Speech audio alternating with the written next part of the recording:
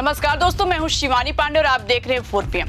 दोस्तों, जब से 2014 में नरेंद्र मोदी सत्ता पर काबिज हुए हैं, तब से देश की राजनीति, समाज और विचारधारा में एक बड़ा बदलाव देखने को मिला है। जो संघ यानी राष्ट्रीय स्वयंसेवक संघ इतने दशकों तक पर्दे के पीछे छुपकर और दबकर काम करता था, अब वो खुलकर सामने आ चुका है। 100 साल पहले जिस विचारधारा का बीज बोया गया था, वो अब सत्ता, संस्थाओं और शिक्षा तक अपनी जड़ें फैला चुका है। आरएसएस ने अपने एजेंडे को जनता के मन में बिठाने के लिए मीडिया, सोशल मीडिया, नेताओं, कार्यकर्ताओं और सरकारी तंत्र सबको इस्तेमाल किया। धीरे धीरे ये असर इतना गहरा हो गया कि आज आप चाहे किसी भी संस्था पर नजर डालिए, प्रधानमंत्री से लेकर उपराष्ट्रपति तक, पूर्व राष्ट्रपति से लेकर राज्यपाल तक, विश्वविद्यालयों के कुलपति से लेकर आयोगों के प्रमुखों तक, हर जगह आपको वही खाकी हाफ पैंट वाली सोच के लोग मिल जाएंगे। ऐसा लगता है जैसे सत्ता ही नहीं बल्कि पूरा तंत्र एक ही वैचारिक रंग में रंग दिया गया हो। लेकिन ये कब्जा सिर्फ पर्दों या कुर्सियों तक सीमित नहीं रहा। इसका असली लक्ष्य था समाज की सोच, लोगों के विवेक और युवाओं के दिमाग पर नियंत्रण। ये हमला बहुत योजनाबद्ध तरीके से किया गया। सबसे पहले लोगों को सोचने समझने से रोका गया, फिर विकास जैसे मुद्दों को पीछे ढकेलकर धर्म, राष्ट्रवाद और देशभक्ति को एक भावनात्मक हथियार बना दिया गया। धीरे धीरे आम नागरिक को सवाल पूछने वाला नहीं बल्कि आदेश मानने वाला बना दिया गया। जनता को धर्म के नशे में इस तरह डुबो दिया गया कि उसे ये समझने का वक्त ही नहीं मिला कि लोकतंत्र की आत्मा को धीरे धीरे खत्म किया जा रहा है। इस प्रक्रिया में सबसे पहले उन्होंने उस वर्ग पर निशाना साधा जो सोच सकता था, सवाल उठा सकता था, यानी बुद्धिजीवी, पत्रकार, छात्र, शिक्षक और समाज का जागरूक हिस्सा, जो इनकी बातों को परख सकता था, जिसने इतिहास पढ़ा था, जो इनके आधे अधूरे ज्ञान और झूठे गौरव के पीछे की सच्चाई समझ सकता था। ऐसे लोगों को समाज का दुश्मन घोषित कर दिया गया। कोई अर्बन नक्सल बन गया, कोई टुकड़े टुकड़े गैंग का हिस्सा, कोई खान मार्केट गैंग का सदस्य, कोई लिबरल तो कोई एंटी नेशनल। हर विरोधी आवाज के लिए एक नया नाम तैयार किया गया ताकि लोग असल मुद्दों से भटक जाएं। जैसे जैसे सरकार की आलोचना बढ़ती गई, वैसे वैसे खांचे भी बढ़ते चले गए। किसान आंदोलन हुआ तो किसानों को खालिस्तानी कहा गया, छात्र आंदोलन हुआ तो उन्हें देश विरोधी बता दिया गया और पत्रकारों ने सवाल किए तो उन्हें दलाल या विरोधी एजेंडा कहा गया। लेकिन दोस्तों, हर दौर में कुछ लोग ऐसे होते हैं जो सत्ता के आगे झुकने से इनकार कर देते हैं, जो सच बोलने की हिम्मत रखते हैं चाहे परिणाम कुछ भी हो।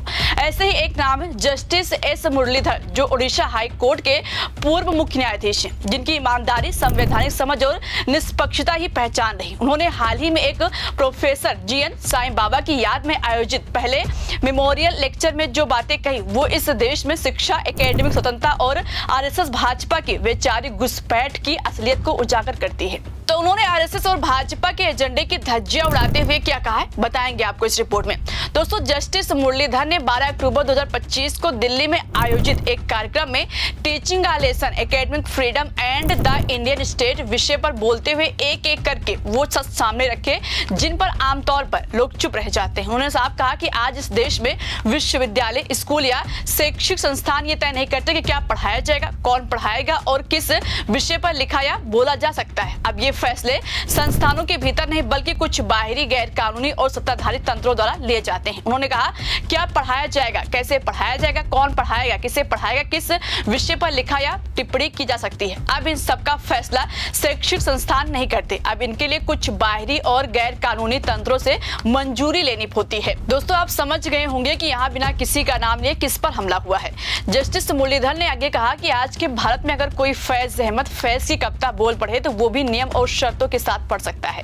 कैंपस में हम देखेंगे या आजादी के नारे लगाने से आप पर अर्बन नक्सल, टुकड़े टुकड़े गैंग, खान मार्केट टाइप या जेएनयू टाइप का लेबल लग सकता है। दोस्तों, ये टिप्पणी सिर्फ व्यंग नहीं थी बल्कि आज के इंटॉलरेंस समाज का आईना था। ये वही माहौल है जिसमें खान मार्केट गैंग जैसे शब्द खुद प्रधानमंत्री मोदी ने 2019 में इजाद किए थे ताकि एक खास वर्ग जो अंग्रेजी बोलता है, शिक्षित है, सवाल पूछता है, उसे देश से कटा हुआ और एलिटिस्ट बताकर जनता की नजरों में गिराया जा सके।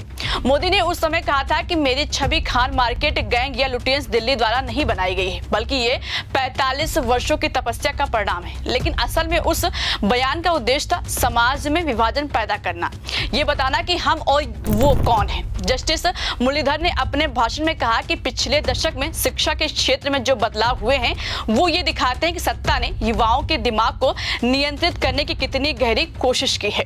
उन्होंने ये भी कहा कि सिर्फ ये एक नीति नहीं बल्कि एक सुनियोजित वैचारिक प्रोजेक्ट है जिसमें शिक्षा को सवाल से नहीं बल्कि समर्पण से जोड़ दिया गया है। उन्होंने कहा कि इसमें एक संगठित कोशिश है कि शिक्षा से हर उस चीज को हटा दिया जाए जो सत्तारूढ़ व्यवस्था की नीतियों और कार्यों पर सवाल उठाती हो। विज्ञान को खारिज करने और अतीत की उपलब्धियों को महिमा मंडित करने में एक घमंड सा दिखाई देता हो। मुरलीधर ने खुलकर बताया कि आरएसएस का शिक्षण संगठन विद्या भारती किस तरह देश में एक समानांतर शिक्षा तंत्र खड़ा कर चुका है। उन्होंने कहा कि विद्या भारती के पास आज देश भर में 12,754 औपचारिक स्कूल और 12,654 अनौपचारिक स्कूल हैं, जिनसे लगभग 77 लाख छात्र और 1.5 लाख शिक्षक जुड़े हुए हैं। ये स्कूल सीबीएसई, राज्य बोर्ड और national institute of open schooling से संबद्ध हैं। लेकिन इन स्कूलों में जो पढ़ाया जा रहा है वो बच्चों के दिमाग में विकृत इतिहास और सांप्रदायिक श्रेष्ठता की भावना भर रहा है। उन्होंने एक उदाहरण देते हुए कहा कि चौथी कक्षा की एक किताब बोधमाला 4 में लिखा गया है कि हमारी मौजूदा सीमाओं से लगे देश म्यांमार, बांग्लादेश, पाकिस्तान, अफगानिस्तान, तिब्बत, नेपाल, भूटान और श्रीलंका पहले हमारे देश का हिस्सा थे। इसी किताब में शिक्षक गाइड बुक में ये तक लिखा गया है कि पहले संपूर्ण जम्बूद्वीप में हिंदू संस्कृति का प्रभुत्व था, जिसे हम आज एशिया कहते हैं, वो प्राचीन जम्बूद्वीप कहलाता था। मिस्र, सऊदी अरब, इराक, ईरान, इजराइल, रूस, चीन, म्यांमार, मलेशिया, भारत, पाकिस्तान और अफगानिस्तान ये सब उसी का हिस्सा थे। अब सोचिए दोस्तों, अगर चौथी क्लास के बच्चों को ही ये सिखाया जाएगा कि पूरी दुनिया कभी हमारा हिस्सा थी, तो वो बच्चा आगे चलकर किस तरह का नागरिक बनेगा। वो दुनिया को साझेदारी की नजर से नहीं बल्कि प्रभुत्व की दृष्टि से देखेगा। ये वही भ्रामक गौरव है जिसे आरएसएस पिछले 9 दशकों से देश के मानस में डालने की कोशिश कर रहा है। जस्टिस मुरलीधर ने कहा कि अगर ये सब कुछ इंडियन नॉलेज सिस्टम के नाम पर चल रहे एक बड़े अभियान का हिस्सा ना होता तो शायद चिंता की बात नहीं होती। उन्होंने कहा कि अब ये प्रभाव सिर्फ स्कूलों तक नहीं बल्कि विश्वविद्यालयों और उच्च शिक्षण संस्थानों तक भी पहुंच गया है। वहां भी पाठ्यक्रम से वो सभी विषय हटाए जा रहे हैं जो सरकारी विचारधारा से मेल नहीं खाते। उन्होंने उदाहरण दिया कि दिल्ली विश्वविद्यालय के बीए ऑनर्स कोर्स से प्रसिद्ध लेखक ए.के.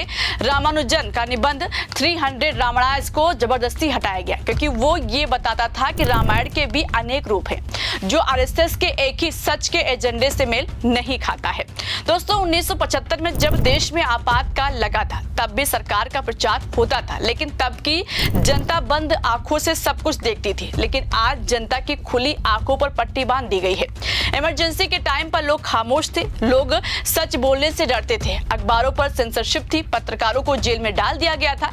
लेकिन उस दौर में भी कुछ लोग ऐसे थे जिन्होंने झुकने से मना कर दिया। उन्होंने सच को छापने की हिम्मत की और जब छाप नहीं सके तो अपने अखबार के पन्ने खाली छोड़ दिए ताकि आने वाली पीढ़ियां जाने कि उस दिन स्याही नहीं आजादी बंद कर दी गई थी।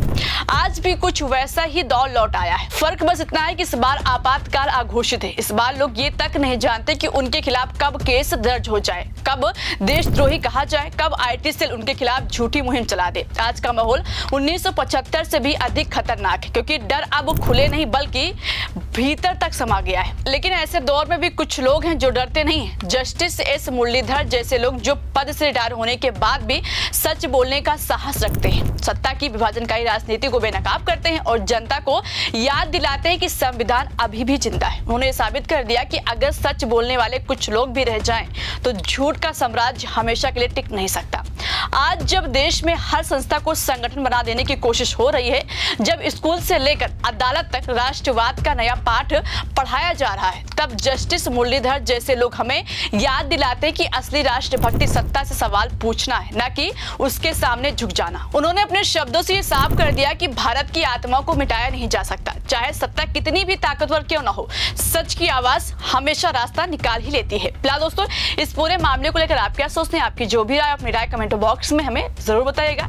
वीडियो पसंद आई हो तो लाइक और शेयर करना मत भूलिएगा। देखते रहिए 4PM। नमस्कार।